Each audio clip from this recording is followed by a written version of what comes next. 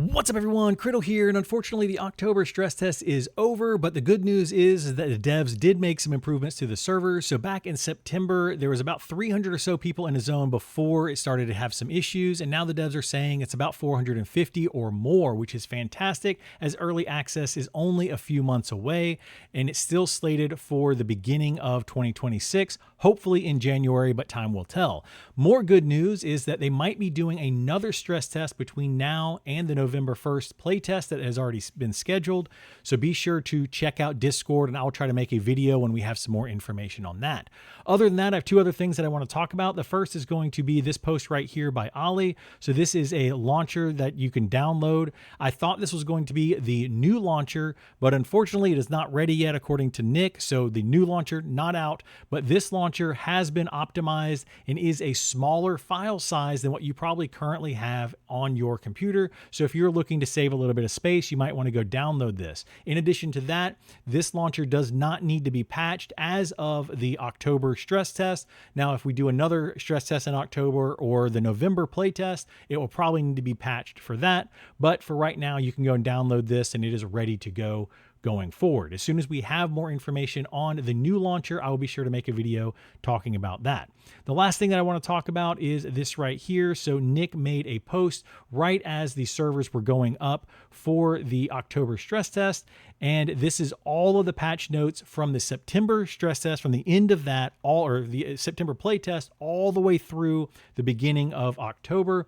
So this is a lot of information, a lot of new additions to the game, all sorts of stuff. I'm not going to go through every bit of this, so go through it at your leisure. But there are a few things that I would like to point out, one of which is right down here. Tracking was added for Rangers, Druids, and Bards. Fantastic addition. I've used this a little bit, and it was available for the stress test over the weekend.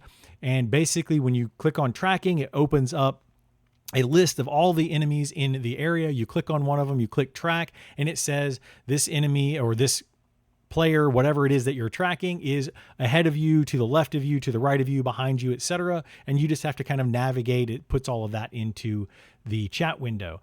In addition to that, they have made some amazing updates to the cleric. I believe the cleric right now is the worst of the healing classes as far as utility is concerned. So they're starting to look at that, and they added in the Oath of Freedom. They changed the Divine Protection to Oath of Protection, and then they changed the Resurrection line, adding in 15% experience, which is up from 0% for the, I believe this is the level 8 resurrection spell. And then you have the level 16 giving you 25% experience. And then here you get 35 up from 25% experience. And that continues to go all the way up. I believe around level 50 something, 55, you get a 95% experience resurrection spell. So clerics are starting to get a little bit of love, which is much needed.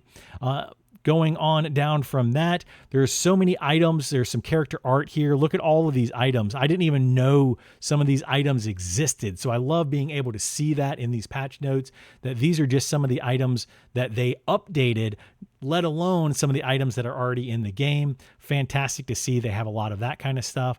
And the last thing that I really want to talk about, there's so much more information here that I would love to talk about, but I don't want this video to drone on. I guess, well, fall damage was added in for this October playtest. I do want to point that out. And then it was down here reduced. Fall damage was reduced. Apparently it was a bit too high. But the last thing that I want to talk about is way down here at the bottom. And this is some changes to the Elementalist class, which are much needed changes. And I'm glad to see that we are getting some class changes even now when we're getting so close to early access.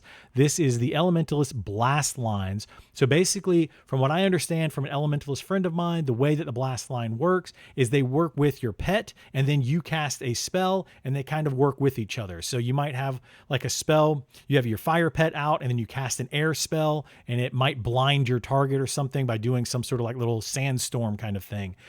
There's many different combinations that you can do with this. So if you are an Elementalist, you may want to go and check this out.